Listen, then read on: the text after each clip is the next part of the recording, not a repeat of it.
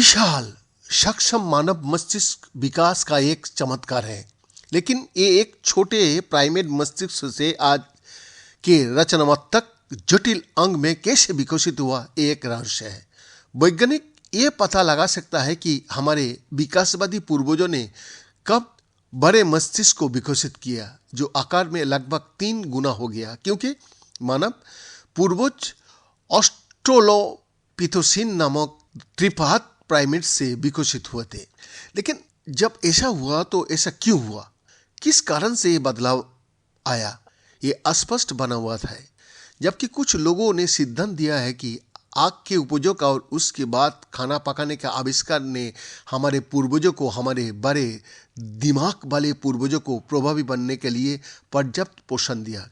एक नया सिद्धांत तक अलग चिंगारी की ओर इशारा करता है। किनवन हाल ही में नेचर कम्युनिकेशंस बायोलॉजी में प्रकाशित अध्ययन का लेखक में से एक एरिन हैचेट ने कहा, यह समझाने की कुंजी कि हमारा दिमाग कैसे विकसित हुआ, सबसे अधिक संभावना इस बात में निहित है कि हम क्या और कैसे खाते हैं। मानव विकासवादी जीव विज्ञान के सहायक प्रोफेसर ने कहा, मस्तिष्क ऊतक चपाचप की वृद्धि से महंगा है।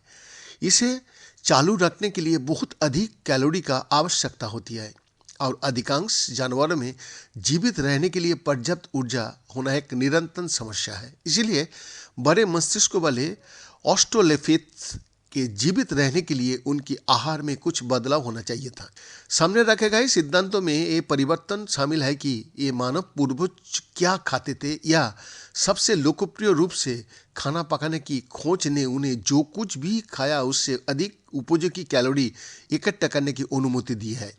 लेकिन इस सिद्धांत के साथ समस्या ये है कि सबसे शुरुआती शख्स आग का उपयोग को लगभग 1.5 मिलियन वर्ष पहले बताता है।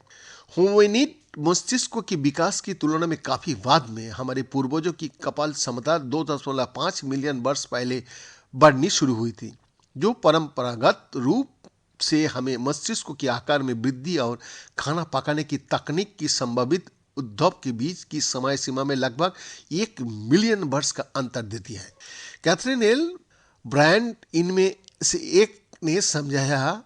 पेपर के सहयोगों का वर्तमान में फ्रांस में एक्स मार्सेले यूनिवर्सिटी में भाषा संचार और मस्तिष्क संस्थान में शोध करता बोला, कुछ अन्य आहार परिवर्तन मस्तिष्क के आकार पर चयापचय संबंधी बाधाओं को दूर कर रही होगी, और किनवन ऐसा लगता है कि ये बिल को फिट कर सकता है।